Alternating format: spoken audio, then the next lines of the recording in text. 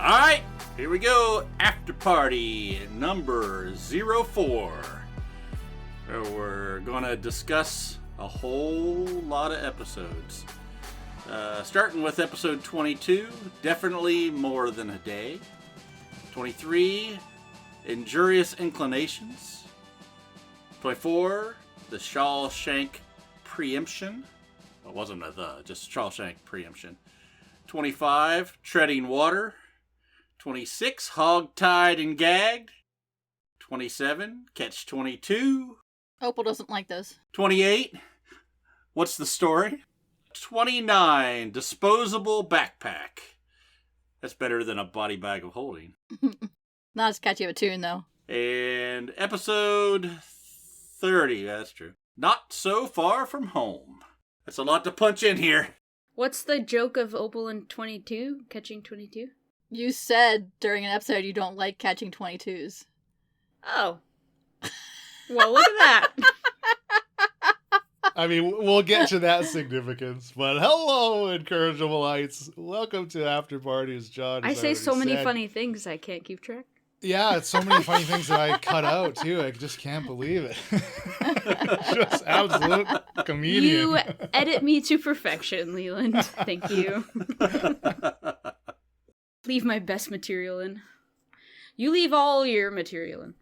I do leave my material in, of course. Oh, yes. yeah. Oh, As is typical for a Storm Cape, we are running close to talking about 10 episodes per after party here almost.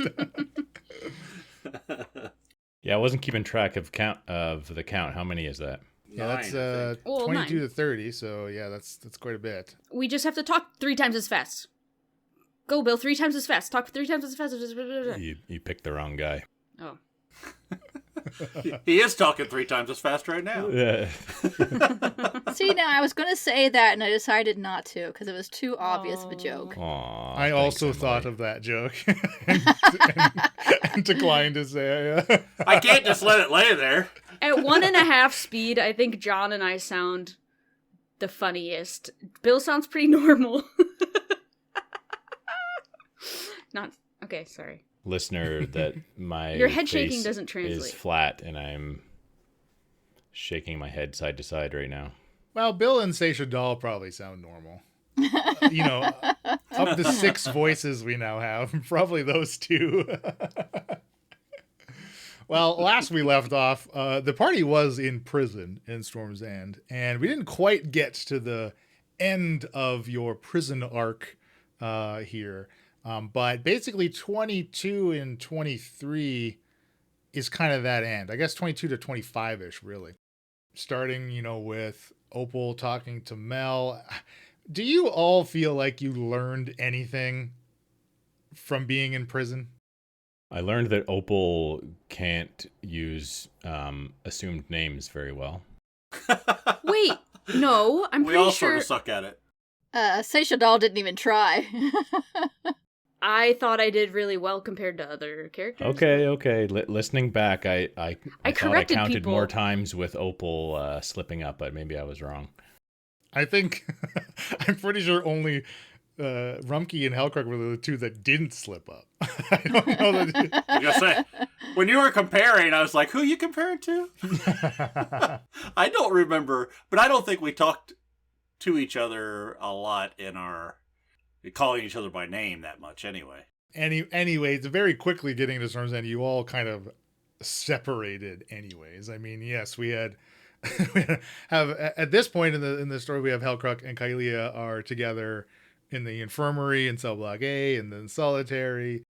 Rumpke's taken off to fight in the underground guard fighting ring here in the prison. And then that leaves kind of Opal talking with her new buddy, Mel and Stan, who was asleep in next to Mel. I don't know if you recall distinctly, Elena, but like kind of that conversation was Mel telling you about his run-in with the doctor. I think what I really liked about being in Storm's End was due to the separation, it was like you were kind of stumbling upon the same information, but obviously in very different ways and kind of at different times, which I hope for the listener made it so like by the time the other half or the other individual got to learning similar things, the listener would already know what it was and be like, oh no, what is this character doing?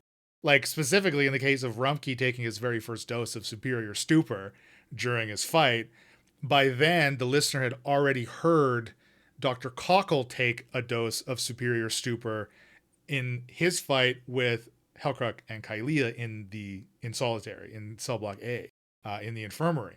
So I don't know. To me, it was really cool. I really liked it, and very interesting to me. I mean, my assumption was it was a healing potion, but, you know, it wasn't the right color of the healing potions I've had in the past. But why would the guy that's backing me give me anything that was going to be bad for me? Well, yeah, he's fixing the fight. That's fair. By the way, I didn't listen to the parts I was off mic for yet. I would like to, but so this is all news to me. I did on my re-listen through this week, and yeah, Rumpke. See, I'm a victim of circumstance. Did It's not my he fault. really get into it? Saw a different side of Rumpke come out in the fighting That pits. time was not my fault. Okay, so now I'm imagining John like standing up yelling into his mic. What happened? Like He, well, let's just say his opponent was already down, and he looked to the crowd to ask if he needed to. Maximus, yeah, was it to the death? thumb up or thumb down? We all know how the ring works, right? Well, did you kill him? I mean, I didn't know how the ring works until I listened to that part a couple days ago. No, ridiculous. I wouldn't kill anybody. Intentionally. He didn't, Elena, by the way. He did not, but he was hyped up at the time. Yeah, and he was on stupor by the time the fight concluded, for sure. So was that from episode 22, like the chapter Spotify labeled Night Rumpke, or is it from episode 23, this with the stoop? That is from 22, the Night Rumpke, these strange arbitrary chapters that Spotify has been likes to make for the episodes are very interesting sometimes. Listener, Spotify has chapter titles that might spoil things if you look ahead. Or that might make no sense at all, even if you were the person who literally played the episode themselves. Yeah. Hellcrux. Yeah, there's a chapter called Lee Hand. Lee Hand. Self checks. Yeah, we have nothing to do with what those chapters are or how they're generated at all. That's a full on Spotify thing. Toggles and sprockets is spelled Toyotos and sprockets. But yeah. So your question to us was, did we learn anything? Well, yeah. So let me tell you what you learned, okay? Whether Yeah, or not please. you actually learned it, but let me tell you what you learned. I like so- this. It's so much easier. Opal learned through Mel, and of course Helcrux and Kylea witnessed or experienced firsthand with Dr. Cockle, seeking refuge from torment or begging for the sweet chorus of the heavens. Mel had told Opal that he kind of stumbled into this adequate response that he gave to the doctor when he had to see Dr. Cockle, and that resulted in the doctor seeing him as a follower of the Maiden of Pain, and that he would be he was to be taken to see Warden Truscar, the warden of Storm's End. And Mel didn't actually make it to Truscar due to some, fights breaking out in the prison, and it kind of he got out of having to face the warden, but something going on with the warden, and obviously Dr. Cockle is tied to the stupor production that's going on in the prison. So you can obviously put together that like the warden has to be attached to that somehow as well, right? I don't think that's much of a stretch though, based on, the people running the prison. You must have some idea of what's going on, right? I mean, Pretty big operation of, so it'd be hard to not notice it if you're right. a staff member in the... Then why wouldn't Mel say something about the stupor to Opal? Because I'm now putting the connections together without having listened to it, but at the same time. Well, you asked Mel, when Rumpke came back from his fight, you asked Mel if he knew anything about the stupor, and Mel said, well, I know they give something to the people that fight, but Mel isn't he's not in the fighting ring, so he was never been given it, right? Never been stooped. Yeah, and like everybody in the mess hall saw the people on stupor that have been taken back from solitary, right? Like you all witnessed them tweaking out in the cafeteria and staging their own fight to get back there for another dose, kind of thing, right? So obviously that like people know, or the prisoners know what's going on in the prison. Like there's stupor flowing around in some capacity, right? But they know about the red stupor, right? Like the people in the common area were on the red stuff. Right, and specifically, you know, the people in the fighting ring are on the green, right? The superior stupor. That's exactly right. Now I kind of felt bad of separating. I really felt, I might have said this last episode, but I really felt bad that Halkirk kind of immediately got put into solitary confinement. I think he did. Like the second you're into the prison, and basically is kind of locked out of doing pretty much anything until something else happens to potentially interact with him. But both of these instances, like Mel telling Opal, like, hey, if you, because Opal, you had said to Mel, my friend Lila is apparently the doctor's assistant, which, and Mel's like, well, like if you fake an injury and you can get to the infirmary if you really want to, but look, the doctor's bad news kind of thing. And then of course Rumke, if you had lost that fight, it would have been you instead of your opponent being taken to the infirmary. Now we kind of move into the latter half of 22, and we kind of kick back to Halkirk and Kylea, and Seychelles just frees, 20 inmates that are jonesing for a dose of superior stupor in the right-hand chamber of the infirmary. Wow. So that, with this group of freed inmates, coupled with Rumke's opponent, you've created this instance of a grouping of guards to additional guards being taken to the infirmary. These two colliding resulted in, Master Keys getting taken. That could have been Rumke running into that group, right? Or, if Rumke and Opal had both found their way to the infirmary, then the party would have been back together. Things could have been very different, obviously, from then out, right? The way that things played out. So I don't know. That I like it when the party splits up because I like how things weave together. So it's like it was great for me. I think I'll enjoy listening back to it. So, what the doctor look like? Can you describe him? I never heard that yet. Is he based off of any characters or anything you drew inspiration from? Yeah. So Dr. Cockle I described him as a tall figure, kind of short cropped hair, kind of stereotypical white smock, down to his ankles, covered in blood and gore. Ugh. When Halkirk and Kylea first interact with him, he's wearing a pair of kind of goggles that he would periodically kind of put on and then peer at people through them. Never quite figured out exactly the significance of that. But part of that kind of led to him choosing Kylea to be his assistant in the moment, right? Clearly, he saw something else in Kylea that drew her to him. Someone else in Kylea? Well, yeah, maybe. I tried. Okay, so Dr. Cockle's inspiration for me was actually Pinhead from the Hellraiser. Because Pinhead likes to go on a lot of tirades about, the pleasure and the pain. And I was like, oh, this is I like the Hellraiser series, kind of. Some of them are okay. So I kind of tried to emulate Pinhead a little bit there. But, I mean, Dr. Cockle didn't last very long. Nope. He was not a fighter. More of a lover. So what did you two learn in there? I mean, I didn't listen to your episodes either. What would you say you came away with after seeing the whole lab and all that stuff? Emily, please go ahead. That the Trinity is involved in everything. They have their fingers in everything, especially all throughout the prison. That they're making the stupor to sell on the streets. Happy is a good place to store a plant. Yeah. Yeah, Happy can store at least 2 plants in his pants. Not only are they making these flowers in order to make the drug, but they've made some kind of hybrid creature to tend to the flowers and pollinate them. Oh, cool. Yes. The Sturgiflies.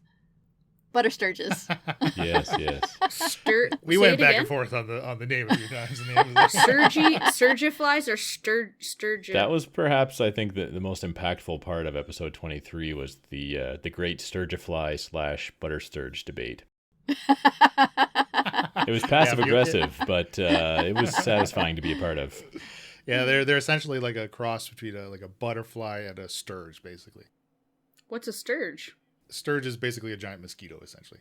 But Kylie and Hellcrux stumbled upon the greenhouse, or the I don't know what you would call it, but this underground, and they found like hundreds of these plants here. It was a grow op, I think. It's a brown house because it was all dirt. a I was ground gonna say, house. does it have any light? Brown house. No light? No light in there, but although the insects themselves gave off a bit of light, there was a bit of a puzzle aspect of figuring out the color changes reacting to certain things that Kylie and Hellcrux were doing. And you very quickly found the item that you needed to and figured out what you needed to do to prevent yourselves from getting attacked by the 30 of these things in this room. Oh, I thought there was more like 100 of them or something up in the ceiling. Nah, not quite that many, but there was quite enough where you probably would have died if you didn't get out of there. Well, Kylie was sitting on 4 hit points or something like that. Yeah. Yeah, bullets bite hard. That's another thing that I learned. Even when they just Another take a bullet. little nibble, it hurts. Was it the mama boulette or the baby that got you? Or Baby. both? Just the baby, yes. Rachel never met the mom. I think that's the biggest letdown from the prison Aw. arc, is we never got to free the bullets or interact more with the bullets. Wait, time out. The biggest letdown? The What's his harness face got is- murdered? Oh yeah, forgot about Zev. Come on. Well, look, I'm not speaking from Benito's Lovers being perspective here. executed? Come on. I'm with Leland. I think it would have been magical to see what happened if we had a boulette on the loose. If we could control it specifically. Well, I mean, that's in another galaxy altogether. If we could somehow befriend the baby boulette and turn it into a party member, oh my goodness, be amazing. Well, what's her face? The person I was talking to on duty. What's her name? Yeah, you've tampered with the harness. Yeah, she could still take advantage of that potentially. Well, I mean, what do you think the state of the prison is going to be? Jumping ahead, you've created this full-blown riot across multiple of these cell blocks, as these group of prisoners are releasing more people from solitary confinement. They have the keys to get into cell block B to C to D, releasing more people out of their jail cells after lights out, right? So what do you think the state of the prison is going to be in the next few days preceding, your escape? Well, I don't think I want to go back. Yeah, surely we didn't spur these turn of events. It probably will spill out into the city as well. Well, what kind of... I mean, I guess you say, Emily, you said the Trinity runs everything. What kind of publicity is Benito's escape going to get, do you think? Because obviously, in the particular circles, Benito's a very prolific person, right? And his escape from prison can be considered a pretty big deal to, again, depending who you speak to. I imagine he'll probably find a comfortable place to retire to and stay out of the limelight. What? I didn't ask about his ultimate fate. I asked about the public's perception of the events going on in the prison. No, I know. I'm just saying. I think he'll probably try and lay low, and it'll be a big hubbub, but he won't want to be part of it. So he'll find a nice place. Would the average person have any idea who he is, though? I wouldn't think so. It would only be maybe the higher levels of the Trinity Gang and the Prowlers Guild people, if any of them are actually left, that would have any idea who he is. I would think. And what makes you say that? Because it's been 20 years, and I wouldn't think that he would have advertised that he was in the Prowlers Guild. I wouldn't think the common average person would even know. You think it wasn't a public demonstration or something? No, not the Prowlers Guild. I would think they would all hide their identities. So you don't think that the destruction of nearly 3 city districts, the uncovering of this, whispered and rumored of existence kind of shadowy organization, and the subsequent arrest of the head of that organization would not have made the front page of the Storm's Herald? Well, since you put it that way. Well, perhaps finding maybe some Storm Herald archives could give you a bit more information on what exactly you may think. 20 years is a long time. I don't know that anybody would remember his name specifically. In a world full of races and beings that live to close to 1,000, I wouldn't say 20 years is a long time. Obviously, that is going to be completely relative, right? But I don't know. You think some of the founders are elves, and even though the city itself was founded nearly 900 years ago, the Amorcs are in their second generation of founders, right? As a founding family. Well, the Amorcs and those kind of people definitely would remember and know who he is. I'm just talking about like Big Bob. Big Bob wouldn't have any idea. Oh, sure. But Big Bob's also, an orphan that's had no education and has been co-opted by this also strange and shadowy figure to do his bidding, essentially. So I wouldn't expect any of Zamos' children to have any type of higher education or education at all and know about most, some of these city dealings. I would think most of the people in a denizen would be in the same or similar boat. It would only be the upper levels of the society that would. Well, let's not lump all of the dwellings in the denizen into the same boat here, because there's at least one place that I think is kind of upper echelon. I mean, we're old enough to all remember if we would have read it or had it read to us. I don't know.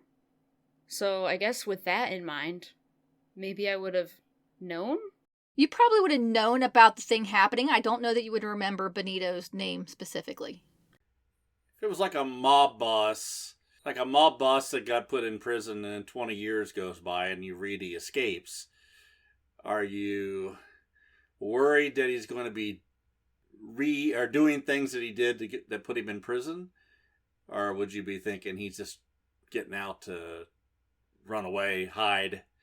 I would think most people would think this latter. I think if you're old enough to have been like the equivalent of mid-20s to 30s years of age, like human years, so like translate that to elven years or whatever, longer lived races, I think you'd remember the name. And me personally, I'd be a little worried about what he's going to be up to if he suddenly broke free from prison. Well, we don't have to worry about that. We know. I think Emily's right. There's definitely probably a large demographic of the city itself that will just have no idea who, but like they see another name and be like, maybe, like you say, Emily, maybe like, oh, I kind of remember when that fire happened, 2 decades ago. Yeah, it's like, who is that guy again? I forget his name. Definitely depends on the person, but there's going to be a proportion of people who remember the significance of his name, I would think. And would be like maybe a little bit concerned. Okay, there's this like potentially someone who was very, very powerful. They may still have lots of connections, even though it's been 20 years. Okay, so that's the kind of the general city public. But what do you think the reaction to those people that Emily first purported would be in the know about who Benito was, what he was doing? Like, what do you think? I mean, what about the Trinity? What do you think the Trinity's reaction is going to be? You pretty much scooped him out from under them, and to his own words, he was this trophy for the Trinity to gawk at, hold up in Storm's End, right? I mean, what do you think the Trinity's reaction is going to be? They're probably going to be worried throwing that a parade for us. Yeah, well, I don't know. Like he used to be this sort of like big crime boss or whatever. I'd be worried he might be looking at avenues to try and regain some power and get ahead in life, sort of thing, Oh, he's gonna get ahead in life, huh? We'll get by. He doesn't have his head anymore. I'm sorry. Well, you all eventually get out of prison. I will say, like, Zev's death was like, it felt traumatic. I mean, did it? Zev didn't even get any characterization. Like he no, didn't even say but it felt traumatic. like, I guess, being with Benito after the death of his husband, lover, friend, like, I just felt for him. I think I didn't realize at the time that they were like romantic partners, and so when I found that, I was like, oh boy, this is very bad. I clued in after the fact. So, like, first of all, I can't take Mel out, like, lame. Then Benito, they almost basically, like, they kill Zev, like that. Come on. I was like, well, you don't know anything about Mel. He could be a terrible person. I don't It's care. just being nice to you. You could have unleashed him on society and the Mel murders, suddenly. I feel like Opal's kind of like, I don't know, wants to save everyone she meets. So that was rough. Too trusting. I mean, I guess I always am as a character. What do you now, knowing what, Owen's instructions were from Zalmo? I mean, what do you think Owen would have done had you had Mel and Stan tagging along? Would Owen have tried to put them both down too? Like, what do you think he would have done? He wouldn't have let him go, that's for sure. Yeah. Yeah, I mean, it's just more people that know what happened. I get it. I just, like, yeah. It was hard. I like being able to fix problems in character, I think. Well, and Opal's just like someone that likes to find solutions. I think that's honestly what's driving her. It's like, oh, we need to get happy. Okay, now we have happy. Oh, I need to find a cure to this. Like, she's always got something she's trying to fix. Given Owen's instructions, to clearly, like, the intent of the instructions were keep Benito as isolated as possible, right? Like, after 20 years, Benito's going to develop some relationships with some people in the prison, whether or not that is, an intimate relationship or something that's more platonic. And he's like, well, look, my go-to guy here, we got to get my person. I want them to come with me, kind of thing. And that's a stipulation of me agreeing along with whatever this nut job plan the four of you random people have to get me out of here is. What do you think is, or do you attribute any meaning to allowing Happy to be taken out of the prison? Like, is that just completely removed from the Benito situation that it, like, to Zal? I mean, I'm thinking of, like, from Zalmo's perspective. Happy's so far removed from Benito, like, who cares about your friend? But Zalmo knew about Happy before we went in. It was agreed to. Zalmo says he didn't know about Zev. Yes, but my point is, why could Happy not have been the carrot and Owen then is the stick when you're just on the threshold of getting out of there? Like, Owen could just as easily have been told to, like, hey, don't let Happy get out either, right? Yeah. Mm-hmm. I wonder if Zalmo's trying to convince Opal to stay. I don't know. Like, obviously we signed a contract, but I know that he knows it's important to me. Or maybe he wants a man on the inside. Maybe he's like, oh, I can turn a guard and then another one in my pocket. I don't know. Well, as we learned, what Opal hates the most, the catching 22s.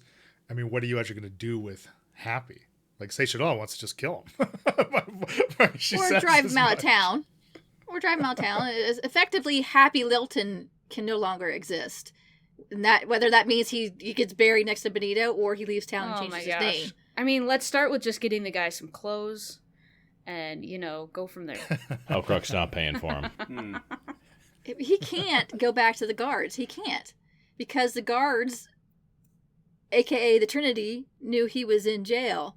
Oh, yeah. And they put him there for a reason. And they already got information from him. And now he knows more information about us that they could then get from him. He cannot go back to the guards. Period. He can't go back to the guards because that would raise a ton of questions and he'd probably be in mortal danger. Also, he can't go back to the guards because the dude clearly can't keep his mouth shut. So, under drugs and torture? Wow. Rude. I mean, some of us just aren't as strong as the others. I guess I didn't like the question of, like, now what? 'Cause I'm like, I don't know. I don't know. He can just be our roomie who never leaves the house. Yeah, that'll work. I'm reluctant to comment on Happy. Well, honestly, wait until episode 31 because 31's a doozy. 31 was so fun to play.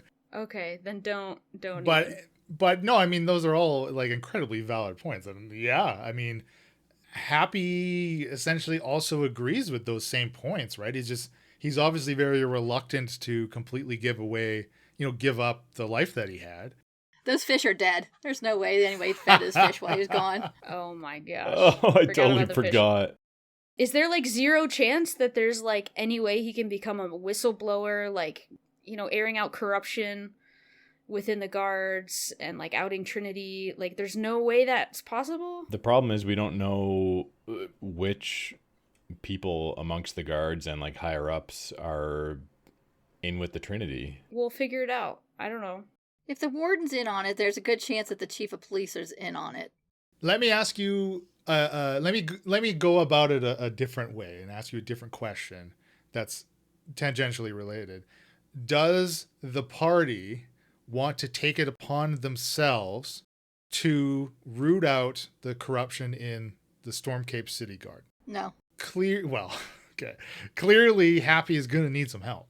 Happy's not going to be able to take on this entire city watch by himself, right? And Happy may have a collection or a handful of names who he can approach and maybe get their help and start something rolling. But inevitably, he's going to have to fall back on the four of you who are really the only other people in the know of everything. Whatever you as a group decide what is smart for Happy to potentially share with, in his attempts to attract other allies in this endeavor. Like, do you really, the four of you really think you have the time and the wants to be a part of that? Is that where we want to drive the story? Because you can, if the party decides, that's the way the campaign story goes. You know what I mean? Like, it kind of swings towards this, like you say, rooting out this corruption and this kind of, I mean, I think it would be interesting, obviously, but Part of me wants to do that as Opal, but re-roll another character that joins the party or something. like in the background, Opal's doing it. I think Opal would do it. I don't think anyone else would agree. And then we have this contract with Zelma, so I don't know. Yeah, there's no way that Kylie or Seisha Dahl would take that on. Yeah, that's a little much. We got We got 30 days on the contract, or is it 6 months? No, it was 6 months, bro. 6 months. 6 months. 6 Yeah. months. Yeah, there's a lot happening. We may not have time to take on more hobbies. I mean, the Troupe de Loop always needs characters. Well, maybe I'll save this question for the end. But you've basically, you struggle getting Benito, obviously, through the tunnel, the cramped and half-flooded tunnel.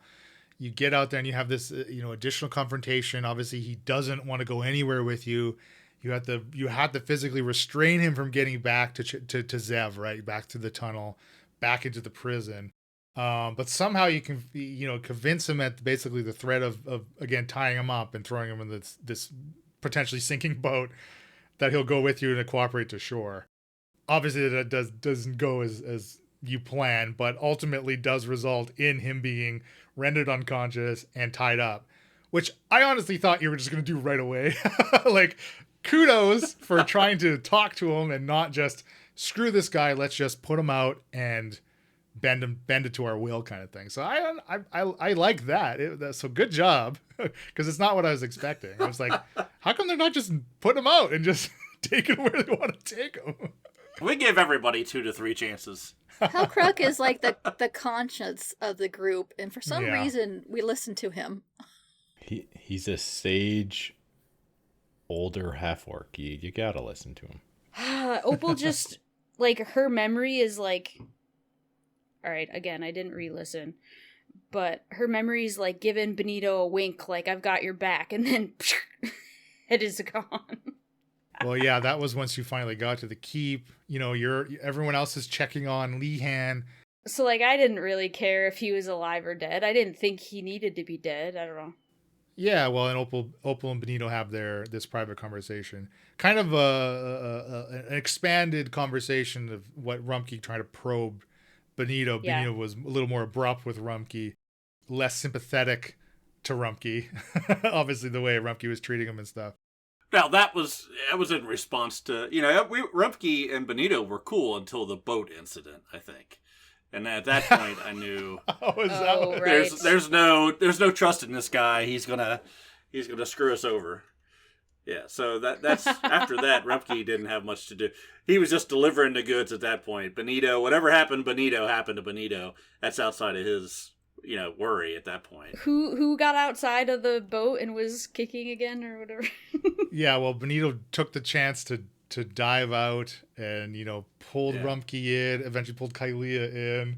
Opal's the only one with Happy in the boat, like trying to firebolt him right in his face. Oh, yeah. I mean, wouldn't it, all of you would do the same thing, obviously. Like, you take every chance you can to get out of there. Sure. I think we were trying to express to him that we don't know why Zalmo is trying to get him. It didn't seem like there was any ill will between, what was going to happen to him. They didn't, if they wanted him dead, we would have been told to take him out. So it was really just keep calm and let's figure this out together. And then, he didn't want to do that. So he gets punched in the face. So you as a party feel no responsibility for ultimately what happened to Benito? Hellcrook definitely feels not good about how that worked out. Like, that this wasn't really what he signed up for. I feel sus about the head thing, first of all. Like, with all the head in the lopper, like, why take his head? That's like not even mentioning the fact that we've got a monster that steals heads and uses them to put on its own self, running rampant in the city, and then our employer cuts someone's head off and brings it away in a bag. Yeah, why did Zalmo cut off his head? Was it because he's a lopper? Was it because he's part of the cult? Was it because he needed his head as proof to somebody else that Benito was dead? Right. Or he just likes a He's trophy. just a big fan of the French Revolution. Point of clarification, Zalmo didn't cut anybody's head off. Olm cut the head off, technically. Fair. Okay. Technicality. Also, if you believe Zalmo is the Lopper, then you also believe Zalmo is the Bread Battle, because we've already established that the Bread Battle and the Late Night Lopper are the same being. Yeah. I don't think he is the Lopper. I just don't like the fact that maybe he knows... I don't know. Like, maybe there's some sort of connection. Because, like, obviously the Lopper can put on different heads, right? Would they look convincingly like Benito with his head on in any way? Do we know that their, like, body looks normal or not? I'm trying to remember. Well, you've witnessed a transformation, a de-transformation and a transformation. You've seen him pull off a guise and then turn him back into his 15-foot tall and then put one on and shrink down to a humanoid form, right? So now they can use his head to say that he escaped from prison and is doing a bunch of terrible stuff that they are actually doing and blaming it on Trinity's fall guy. On Benito. And that's one option for sure. You can essentially create a Benito and, who knows what they'd have him do. I mean, Opal was aware that Zelmo might kill this guy, might torture this guy. Who knows what's going on with this guy. But she feels bad after meeting him, talking to him, seeing that he's someone that's capable of truly loving someone, having actual, like, pain and suffering. It just made her sad and feel guilty that she could, but she didn't do anything to stop it. I don't know. She feels bad. That's all. What would you have done? I don't know. Well, I mean, that's a good question. I hope that in the moment, though, you as players didn't feel like you couldn't do anything. No, I could, but, like, we have a contract with Zalmo. Like, you could have run off with it. It was two old crime bosses that had a tiff with each other. We were just in the middle doing the job. Neither one of them are actually good people. Yeah. I mean, he's not a good person, I guess. I just saw the humanity in him. And then, like, Happy's obviously my priority, but I can't keep collecting, like, wounded birds and trying to fix everyone, I guess. Although, Hellcrook's a wounded bird. Happy's a little more capable than you give him credit for, let me tell you. Happy is very quickly becoming my favorite NPC of this. Favorite accent to imitate. Yeah. Just give him a week for the He's stupor the drag. hangover to wear off. Oh, man. I think Opal really hates suffering. And again, in her backstory, like, her little brother and his sickness and stuff, I don't know, her, like, she's had, like, overarching things of trying to reduce suffering and, like, help people for a long time, so I don't know. We'll see what I can come up with the pant leaves plants. Whatever. They were in his pants. Maybe they're in his shirt. I don't know. Yeah, they were kind of under his shirt, a little bit tucked into his waistband. Yeah, you have two Mineralis specimens. One is fully bloomed, the other is still closed up. Guess I gotta figure out how to pollinate them. Well, yeah, maybe it's, I mean, like, that's not something that needs to be fully roleplay, but like when there's time, I mean, you had, a number of hours where you were all just kind of waiting at the keep for Zalma to show up. So like, obviously, like at that time, like filling Opal in more about what you saw in the Brown House underground, like that stuff, like, that's happened or could have happened, not necessarily specifically things that need to be roleplay. That's part of downtime stuff, right? Like that's part of passages of time. So Opal can be fully aware, like, well, there was these strange bugs. How does that play into it? Kind of thing. Right. So this exchanging of information is not like held again, unless there's something specifically that your characters wouldn't share, then you can kind of assume during these periods of inactivity that things are being shared, right? We did consider trying to take one of the bugs. Ooh. We didn't think Happy would appreciate it. Put down Happy's pants. Yep. Yeah. How big didn't were think they? he'd like that. They like They're big? I'm kind of good-sized. imagining massive. Happy's got a bug up his ass. Yeah, they're Like like softball size, Softball yeah. size, absolutely. Yeah. That's what I was thinking. He can take it. It caused some damage down below Happy's waist belt, I think. Can you imagine if they bit down? Anyway. They had a little snack down there. Well, when you got back to the keep, I mean, Hellcrook had a great scene of Sweet talking a guard that stopped the wagon with, Benito bound and gagged in the back with Kylia and Benny. That was great. I was sweating, man. Yeah, and then you kind of learned also that like the Trinity has 4 names of people that they're looking for.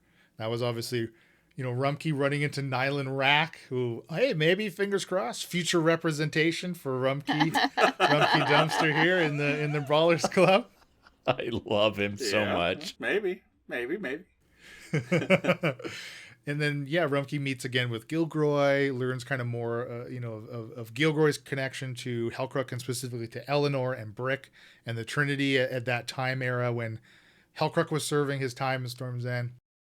But yeah, the Trinity's basically looking for everybody except Kylia and Tim. Well, I mean, and then including Tim in who they're looking for. So, I mean, that has to bode well that they distinctly are looking for Tim and Rumkey, right? As far as clearly they haven't put together that they're the same person yet. Yeah. And don't forget Delta.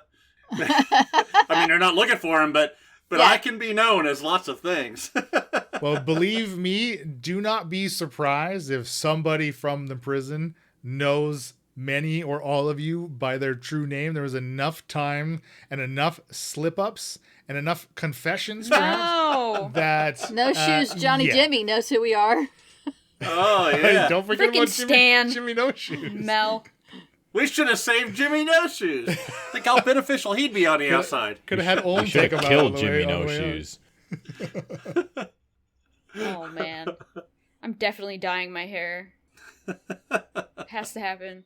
Shaving my head, maybe? In addition, maybe shave your head. But we also learned in addition to, Trinity having this collection of names, but also knowing where to find many of your loved ones or your places of dwelling. Obviously, the arson attack on Toggles and Sprockets. You checked up with Lehan and saw a few people kind of outside of the city gate up there, Ashley's Access Way. 1,000 feet or so from the actual carriage service. Seemingly keeping an eye on things. You also would know that like part of Happy's recounts of what happened is he was grabbed right outside of that gate after he visited Lehan too, right? Presumably in or around the same area in which you saw more of these people kind of just loitering about, right? Really no reason for someone to be out there. There's nothing out there. Hope Frank's okay. Well, you never went back to your house to see what happened. No. I just said hope. He doesn't really care. He just hopes. Thoughts and prayers. Was Happy headed out to Lehan's with information then, right? No, that was on the April the 5th, and that was when Happy went to Lehan, so he dropped off the signal medallion. so you all could communicate, because you had already agreed that that would be a great meeting place, right? And that's kind of when he got nabbed. So that's kind of the time. That's how long he's been in Trinity custody, right? Like 21 days, almost 3 weeks. By the time you're out of prison, got him back, kind of thing. So that's kind of also part of why when he was rolling on the withdrawal chart, because he's a few hours ahead of Rumpke, right? I think that was Rumpke's role, and that was one of the very last things in like episode 29, I think, that Rumpke did. There's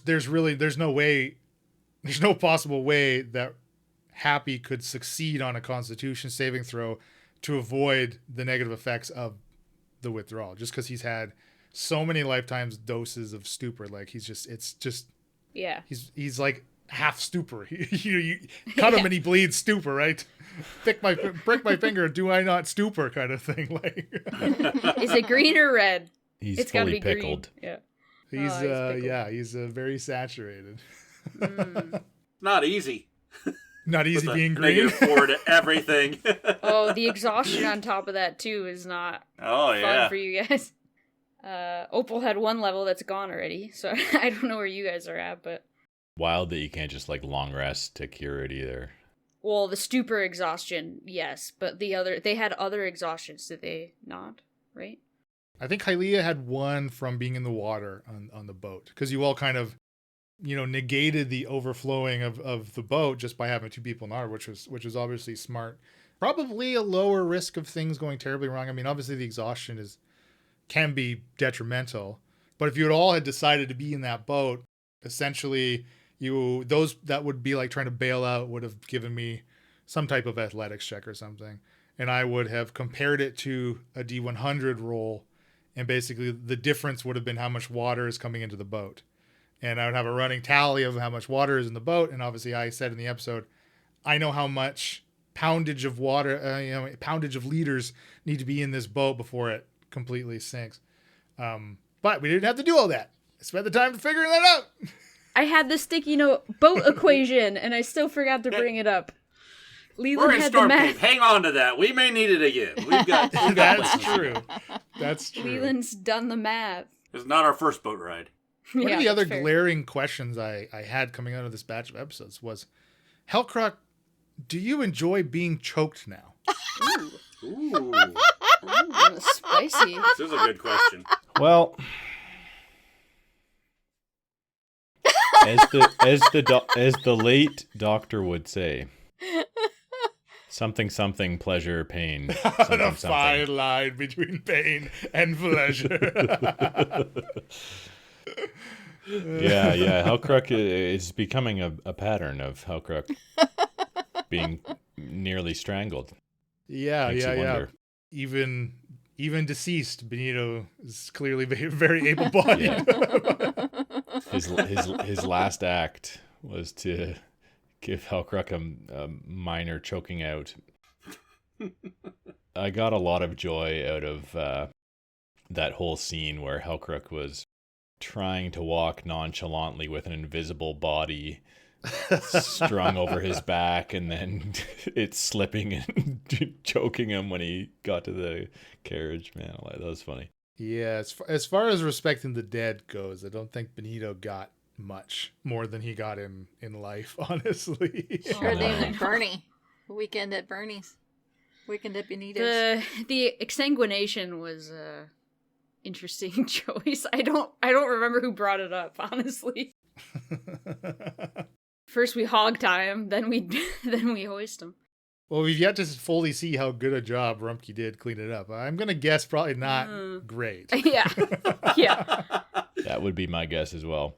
So we should stop for some bleach on the way back. I'm gonna say, give my mom an excuse and be like, I need you to help me clean. Does bleach exist in That's a good question. Surely Sentai? some Magic type exists. of chemical Oh, for Opal's cleaning. got you. Well, honestly, if you just like press the digitation, the stuff away, like We just need somebody that can do that.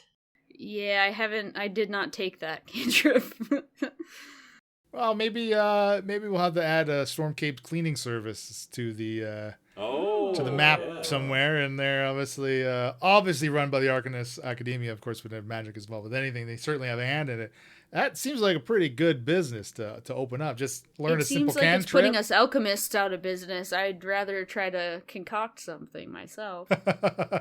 So Opal might have a problem with that. Based on the fact that Opal was wanting to use acid to clean the floor, I don't know. Like, all we need to do, get some furniture, throw a rug down, we'll be Yeah. fine. I'm really starting to hone in on my acid skills, I think. It's showing, you know? Yeah, well, speaking of our last episode here in this batch, which hasn't quite come out at the time of us recording, but certainly this after party will drop between 30 and 31. So this didn't include John, so John has no idea what happened in episode 30. But essentially, you know, the end of 29, you find this very lovely, I'd say, burial spot for Benito. Perhaps you've now learned the location of a dumping ground. Perhaps maybe you'll have more reason to get rid of another body at some further point in the campaign. Yeah. You might have found a pretty good spot Personal here. Potter's Field. I don't know how I feel about a dumping ground. We'll need more special stones. Yeah. Did you give him a headstone? Not really. We didn't want to mark the location We put some as brush over it. obviously as that. Sort of like a nonchalant kind of thing. If we need to dig him up and move him in case there's a problem. Yeah, to paint a picture for you, John, we got all the way out there. I had one invisibility spell left. Didn't have to use it. But Kylea and Hellcruck dug the hole. I never got dirty. Well, that's good management skills you got going on there. Well, I had to be on the lookout. Yeah, the lookout on their way home. Unfortunately, they decided to continue eastward to stay ahead of this grouping of wagons that was headed somewhere outside of Storm Cape. Yeah, we didn't want to be seen. Yeah. 20 plus miles outside of the city before they would even get to the point where they could turn around and onto an adjoining road, onto High Medlin Roadway to get back to the city. It was the middle of the night, though. Did you bury the body right by the road? No, they got about 5 or 6 miles outside of Storm Cape and found a place. And in the hours Off the road. Of digging and off the road, Yeah. in the hours of In a digging field. In a field. and filling in the grave, this convoy of wagons is clearly leaving the city. And this was all like 3-4 in the morning as they finish up this kind of thing. So they went for a bit of a ride. We were given a choice, John, to shallow grave, or 6 feet under, and we chose a real good grave so that he wouldn't be found. Our wagon was essentially sort of hidden, maybe, and we could have stayed and hid, or Hellcruck convinced us all we should just take out and get ahead of these people because we didn't want them to see us. Did you find out who they were? No, that was the whole idea, is that we didn't want to see them so they didn't see us, so that we couldn't be tied to, if the body's ever found there, we don't want to have anyone to know that we were there. Covered in mud, head to toe. Good call. What are you doing? Well, Hellcruck didn't think they'd buy the treasure hunting theory, their reason that Opal came up with. Yeah, we're out at, 4 a.m. treasure hunting? Uh-huh. X marks the spot! Look over here, right on the map! Usually the best time to go treasure hunting. So when you can't apparently see. there's some really valuable stuff buried around this area. Don't go digging yourself. Don't go looking. Yeah, don't but, go digging. We already looked there, don't dig there. Yeah, we already looked. No sense That spot's- in digging over there. Can't think of a better. But yeah, we ran into some less than friendly folks. Do you remember, John, when Bill met an ogre the first time? The other campaign? Yeah, when he fell Did he asleep. wave at him? Yes. This time the roles were reversed, John. There was an option to wave. There was. They were reversed. They were waving at you. That is I know. really funny. Yeah. I did not do that on purpose. That's Catch hilarious. 22. I enjoyed that while we were playing. The fact that these giant folk were waving at us. And they were shouting at you something in presumably Bit giant, menacingly. a little menacingly. Yeah, perhaps that's stereotyping ogres maybe, but I probably would have done the same. I mean, luckily you were on the wagon, although you almost lost this wagon. Oh, man. Which would have been, it got pretty beat up. it's still going to be obviously the ramifications of taking the beat up wagon back into the city and then to Leanne's. Obviously, some explaining is going to be associated with that for sure. So Leanne is gonna be pissed. so no, never got to see who the people in the wagons were or what they were doing. No. You did. I mean, obviously they learned that they've encountered this grouping of giant folk, kind of too close to the city than really what they would have expected, or which would have been expected as per this kind of Giants Rebellion peace treaty that's been centuries old, right? Thankfully, that peace treaty remains perfectly intact. Mhm. And, Yep, we didn't shouldn't do have to worry anything about to that. jeopardize it at all. Did you attack them, and now they are going to We break the treaty? defended ourselves. Opal acided like how many of them 3. in one hit? Like 4. I can see you guys riding along in the cart, and Opal flipping them off, and then they come after them, Just a little. yelling at him, "Hey, what do you mean by that?" kind of thing, and then you guys just misread this situation completely. A nice little wave would have been all you need to do, and went right back to town. They were hungry and attacked us. Yeah, they did seem a little bit underfed and hungry and a bit Oh. Angry. aggressive. They were And a malnourished. surprisingly large number of large people fit in those guard towers. Yeah. Yeah. They fit right in there. They definitely fit right in there. I didn't anticipate I'd one-shot them, but Why do you think they were malnourished? That seems like an important because piece of Leland information. said they looked malnourished. Well, that was our first clue, for First sure. clue. First Do you clue. think something's happening to the giants, that they're now searching for food? Or Well, think wasn't the so. food Like that? being brought from Lehan's wagons or whatever Kylea heard about? Yeah, I think Kylea had already told us or had heard from the giant folk that they do get deliveries of food, but it never seems to be enough.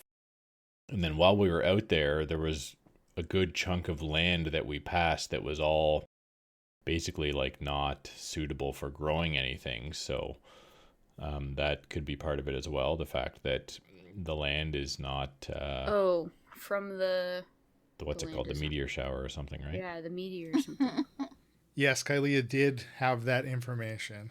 Kylea will also know, based on her kind of gut, half conversation, because obviously she was so with this, I think we might have talked about this probably in After Party 2 or whatever. Emily and I had an RP session over Discord basically, so we were typing out this kind of event that was happening during some downtime. So Emily, I would suggest perhaps going back and looking at that. Maybe you'll recognize some giant from what these things were yelling at you, perhaps. Huh.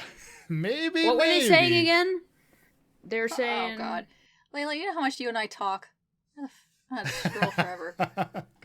Well, I mean, we could translate it if we could write it down right in the little translator. True. So the original ogres were saying, they said, "Iko banchan kilnaka, kilnaka, kilnaka." Yeah, kill didn't love that word. And then that was what the ogres were shouting as they were alerting the other ogres. And when the hill giant stepped up, he said, "Alpo demgum furful, ukno jaglof herksher." And then he did his little elbow drop, trying to quake the wagon that bumped, rattled Kylea and Opal inside. He was like, "Stand back, I've got this." That's what he said. Maybe. Hold He's my like, beer. "Watch That was the this." giant equivalent of Yeah, hold he was my like, beer. "Hold my beer. Watch this. The people's elbow." Just like, Yeah, that was fun. That was cool. I mean, if you weren't on that, I think you might have been able to handle things if you weren't on your wagon. Although Kylea didn't have her bow with her, so I don't know how great that would have went. But yes, Opal did kill 3 of these giant folk, 3 ogres. Basically melted them away with this acid spray or whatever the heck it was. unintentionally fully melted. I just wanted to scare them. The wagon took some severe damage. Thankfully, Luna and Algie, the horses were fine. Hellcrook almost got bonked from the pilot position.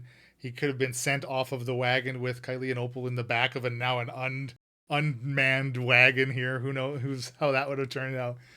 But yeah, it was pretty quick. It was like Hellcrook focus on getting the wagon the heck out of there, and I mean you had the speed with the wagon, right? So you kind of just skirted around them and took a bit of damage and just got out of there basically. I think the wagon fully saved the day. Like we would have been in big trouble if that wagon had a broken. I wanted to call Rumpke, by the way. Yeah, they debated Bada Boop and Rumpke to see what was going on. I don't think I would have answered. I know, it was the middle of the night. You were withdrawing. That's what they said, basically. They're like, he's not going to answer. Yeah, like, right. yeah. We ultimately decided that, it's best to just let you sleep.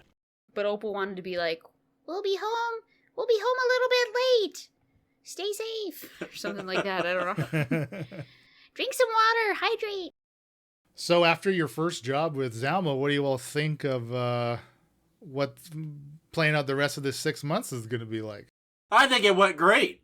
I mean, we were only in prison, a couple days? More than a day. We sort of knocked it out of the park, really. It really wasn't that bad. I think once we get the house filled up with stuff and we have changes of clothes so we don't have to go pay, an exorbitant amount for really ratty clothes, I think we've learned a lot and what we're going to need to have and know in the future. So, I mean, it was our first gig, and we really haven't got set up yet. I've got some sisters that could stitch us some pretty cool costumes if we want. I think Zalmo was happy with us, right? He seemed, well, except for maybe Seychadal sort of shut the door in his face. Other than that, That's so funny. I think... But isn't Seychadal just his, little twin, No. What? I feel like Seychadal and Zelma would like each other. They both kind of seem schemy and nefarious. I don't know. I agree with that, but I think that also makes it way easier for them to butt heads, too. Yeah, I think there's a mutual respectful dislike there. Do we know the origin story of Seychadal in any capacity? Because Opal, if she doesn't know, was suspecting that maybe she's a part of Zelmo or something. So that's why I was saying that. You don't know.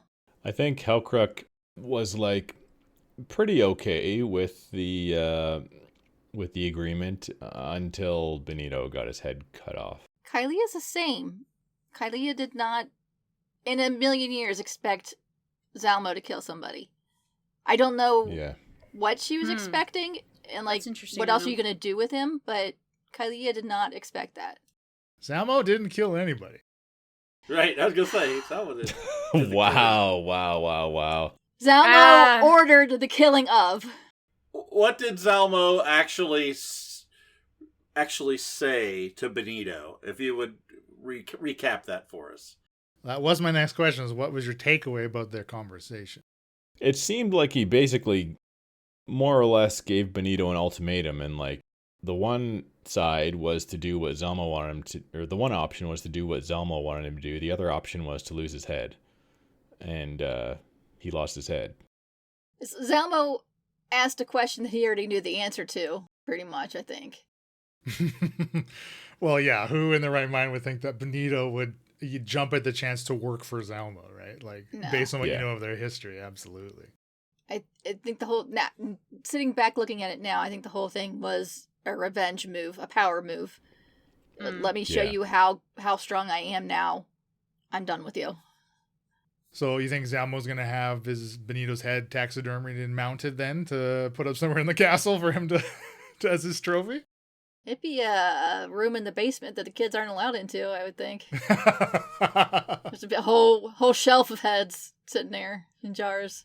There's more to it. Opal's going to show up one day with some tinkered metal collars so we can't get our heads chopped off. Some chokers. Hellcrook? Yeah. Oh! Yeah, Hellcrook has a special choking option. It's slowly tightened. I'm listening. So yeah, the gist of Zalmo and Benito's conversation. And I know we joke about how it's funny when two NPCs are talking to each other, but this is where at this moment, I didn't want you all to feel like you couldn't do anything. You know what I mean? if you had wanted to intervene in somehow, obviously you would have been able to, but I hope that it didn't feel like you couldn't as players. I could tell you were getting pretty hard in that moment, and I didn't want to ruin it for Whoa. I was supposed to I think we're all comfortable talking over each other enough that we would have stopped you if we'd wanted to do something. I thought I would end up losing my head or something, so I was like, I don't know. But also, I knew the position that aka Zalmo, essentially put the party in. You really, yes, you could have said, I'm going to grab a hold of Oln or something or try to disarm, but you really couldn't. Like, you know what I mean? Yeah. Right.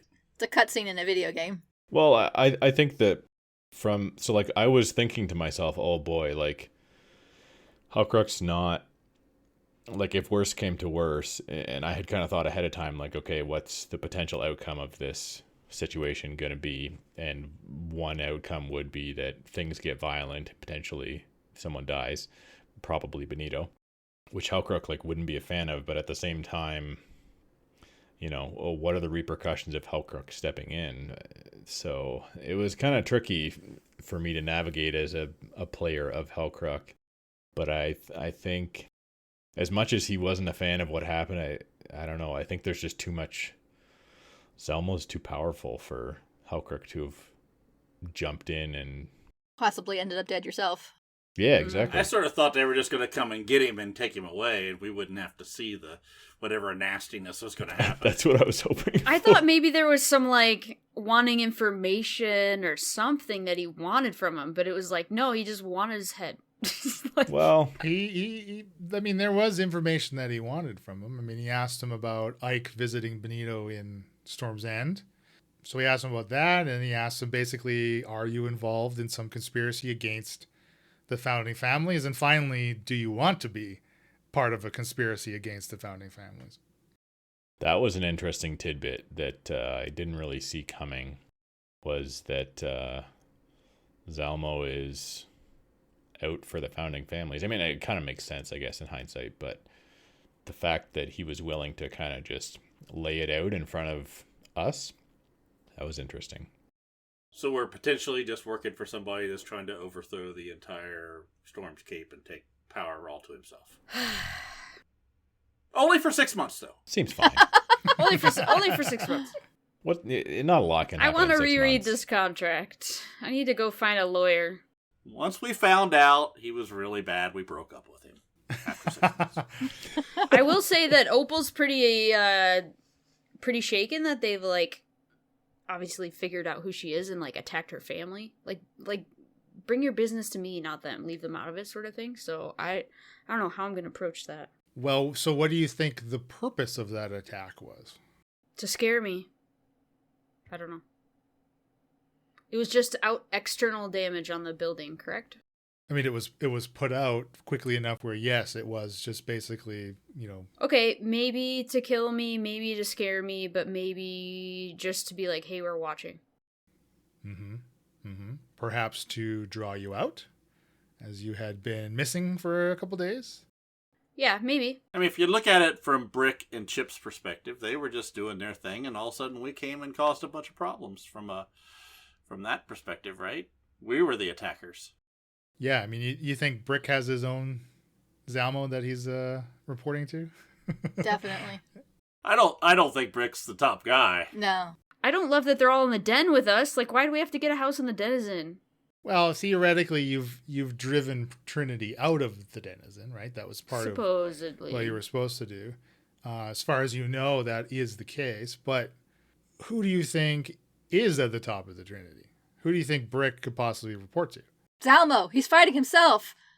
Yeah. Split personality.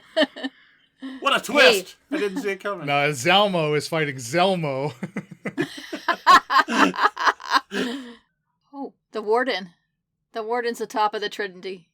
Manny's divorce hit him so hard he became the ringleader of a gang.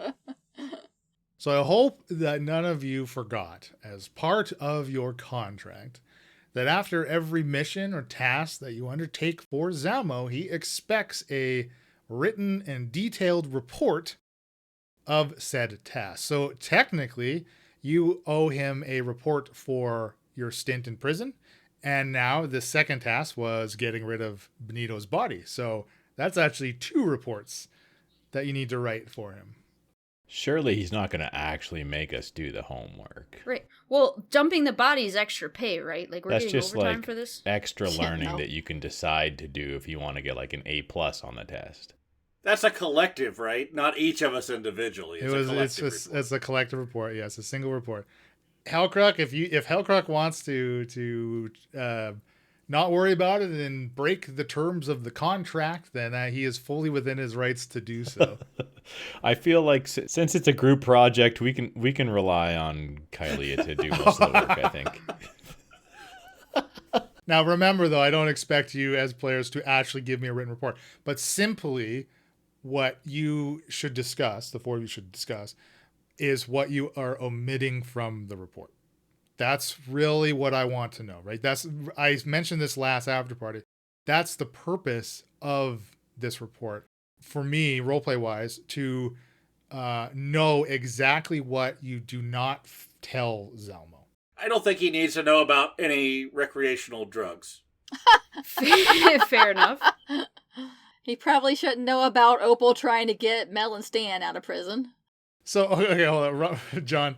So then do you think that Oln giving the party a dose of stupor each, there was no other nefarious reasons behind it? Or it was simply to help you get out of prison if needed? I don't know. That Oln's a helpful guy. He's very helpful. That's a good point. I mean, we can assume that Oln talks to Zelmo, and Oln probably knows that Rumkey got dosed, right? And Oln is the bread battle, so... He's chopping heads, come on. Everybody's just wanting me to have a good time. Well, do we want to tell them about the ogres and giants? Probably not, right? Like, keep that to ourselves. Why? Do you want to actually tell him where the body is? No. I mean, no. there's- I think we can be vague, and if he requests clarification, then Yeah, sure. we don't write down exactly where we buried the body. Yeah. Draw a detailed map. Everybody signs it. Arrow pointing, Benito buried here. I think you'd have to say the body's been destroyed beyond ever being able to get back. We don't even say the body. We just say the task has been completed. Did you guys get any loot out of the prison at all? Like, other than the flowers? Was there anything from the doctors that you stole or anything? Kylia's got a handful of stupor doses. Oh yeah, how much of that you got left? None for you. Scratch his neck furiously. That's not what I asked. I just asked how much you got. Are they green or are they red? So I think, now I've been thinking this for a long while and wasn't entirely sure how to organically bring it up that you all missed them. Now, this was a long time. This is when you decoded the Zealot of the Bread Battle book. Now, you didn't miss this. I just don't think it was made particularly clear on the writings within the book. But I wanna tell you as players and fill you in that you as characters, because you have a copy of it, right? You know, maybe every once in a while someone is looking at it or rereading what you found in it, right? This is, again, with the passage of time, it's not like, oh, I saw this thing once and then put it away forever kind of thing, you know? So in this book, you, of course, found a bunch of rituals outlining how to create a Death Heads tree, right? And the purpose of the Death Heads tree. The purpose of the Death Heads tree, very explicitly, its purpose is to basically regrow the Bread Battle's guises. And the guise, of course, being a severed head. Now, that ritual stated in it, kind of a little flowery, maybe a little poetically, again, wasn't incredibly distinct, but it referenced planting spent guises, as in a guise that had been used by the Bread Battle, planting it at the base of this tree, where the tree would then rejuvenate that guise for it to be used again. So you, as players and characters, would be able to, again, you're kind of thinking like, well, maybe this person is the Bread Battle, but maybe they're the Bread Battle. You know then, based on these writings, that there is some limit to the use of these guises. obviously there's a certain amount of time or number of uses perhaps that the bread battle can use a head, right? Before it needs to be regrown through this death head tree process. So there is some type of limitation to the amount, like the transformations or the number of faces the bread battle could be guising or appearing to you as, right? So in the event that, well, we joked that Oln's the bread battle, think of the amount of the number of times you've seen Oln, and over like the length of time, really your interactions with Oln has been over a total time period of like 3 days, right? And you've seen him about as many times. When he first gave you the boat to get into the directions to get into the prison, the following morning when he took you to cell block B, and then obviously during the escape, and now I guess a fourth time now when he beheaded Benito at Zalmo's behest. Are you saying each time we saw him, he would need to have been rejuvenated? Or, like, we just don't know the length of how long rejuvenated lasts? Or, like... That's right. That's what I'm getting at. Is you all you know is there is clearly a limit to the number of times a head can be used. And that is why the death heads tree is needed and is like a pretty vital part of the way the bread battle operates, right? You can also think of, like, you've seen to date 2 of these death head trees within the city. Who knows how many more there might be elsewhere. But if you operate under the assumption that these are the only 2 trees in the city in the last like 2 months or 3 months that you've encountered them, then you can maybe think of like, well, how many guises could have been recharged or used or what's going on here? Because Hellcrook saw the guise of the transformation, like when the guard that the red battle was using on its initial attack, before he pulled off that guard's head, right in and like threw the head at Hellcrook. Hellcrook saw that in the tree, and I think that was the only one he recognized, right? So bread battle then put on a second head to make his escape into the crowd, right? After he realized the imposter Ike Peral, right? So yeah, obviously that wasn't clear to you as players. So that is something that you would have gleaned from this type of information. So now as we get, with things incorporate more about heads and the bread battle and more theories are getting thrown around, I think that's probably important information. You know for sure there is a limit to what this bread battle can use a single head for. You just don't know what that limit is, right? And he was carrying a great big sack, so we just need to look for people with carrying great big sacks and accost them. Yeah. That's what I got out of all Santa that. Claus. There you go. Yeah. Head check. Yeah. Hey, head check. Stop. Oh, you're carrying a dead body? Move along. Yeah, it's right. No head. Oh, headless corpse. That's fine. No, I wish that, like, in some small way, I wish that during the parade I knew a little bit more of, like, what they were trying to do that we stopped, Or, like, in the maze that night, that's, like, our off-mic early session. Like, what are they trying to accomplish? Because that might help us narrow it down. Now you understand what they were trying to accomplish. When you encountered them the first time in the maze before the campaign even started, they were growing the tree. They were creating the tree and taking heads to give it, right? So now you know that they were obviously trying to rejuvenate some guises for the bread battle. Yes. The parade is a mystery. Like, what is it? Who's against the Perals? Like, who do we know that hates? Benito. I guess all the families. Yeah, they're all just fighting each other. I mean, we're joking that ChatGPT would pick up on things that we don't as players. I mean, it might be a thought to... I refuse to use AI. Can you summarize ask episode ChatGPT, 24? who is the red Incorrigible battle? Party. Yeah, Oh, they yeah. can figure it freaking out. The answer is in giant. I need my translator! Akunaka. Yeah, I remember the one that... I just remember them saying something that sounded like killed, and I was like, Perhaps a reason that I wrote the language like that. you gotta recognize some things, No, perhaps it's a red herring. That could also be it. Okay. You have an 8 foot tall creature shouting the word kill at you. We miss enough as it is. Like, you don't need red herrings. Like that, It does right? seem a bit excessive. It's a little, but you know what? Then again, you were calculating the amount of cubic inches of water on a boat or whatever. Like we've all well established and agreed that I have far too much free time I know. I'm now sorry to keep put saying these that. sessions together. I mean, guys, if you haven't yet, World Anvil there's a lot. It's getting fleshed out more and more as well. I'm definitely been focusing more time. Leland's creating a world. If you haven't checked it out yet, make a free account and just read our stuff. Hoovy and Dave did say that he wasn't expecting to get a tutorial on how to get rid of a body. So you're welcome. I did like that comment. Tips in burying bodies, dig deep. So the last thing I have to say, particularly about this giant encounter, is you do have the toggle translator at your disposal. There's a slight possibility that perhaps between the three of you, you may be able to recall some of what they were yelling at you and maybe try to put it down in print to put into the translator. It's worth That a might be a shot. slim possibility, but perhaps an avenue in which you can pursue. Kylie is saying like, ooh, gotcha, and I'm like, how do you spell that? We're going to leave what they said out of the report, okay? Figure it out. Stay tuned for episode 31. 31 is going to be a doozy.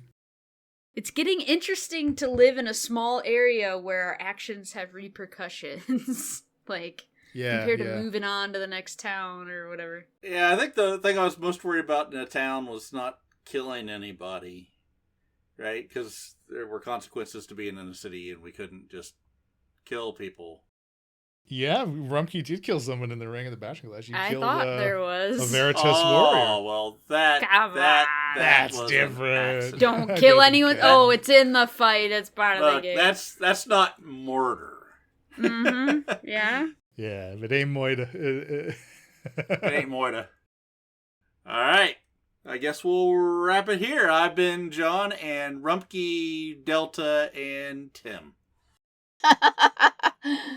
I've been Emily and Kylea and Seychelle Dahl and Lila, and that's it. I've been Elena, and I play Opal. I've been Bill. I play Hellcrook and Axel Snuff for a few episodes.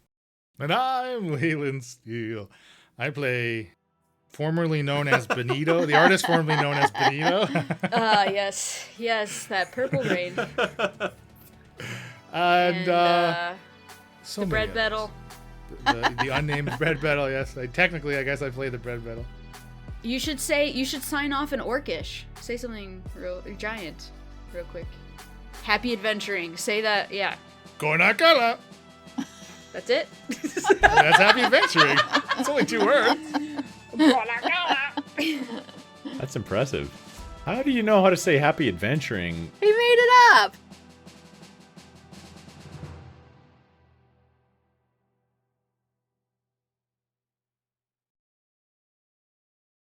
Happy. Here we go. Be extra saved funny happy. this episode because we're running low on bloopers. Okay. Oh, okay. No pressure. All right, 3, 2, 1. Got it. I got it. Oh, my.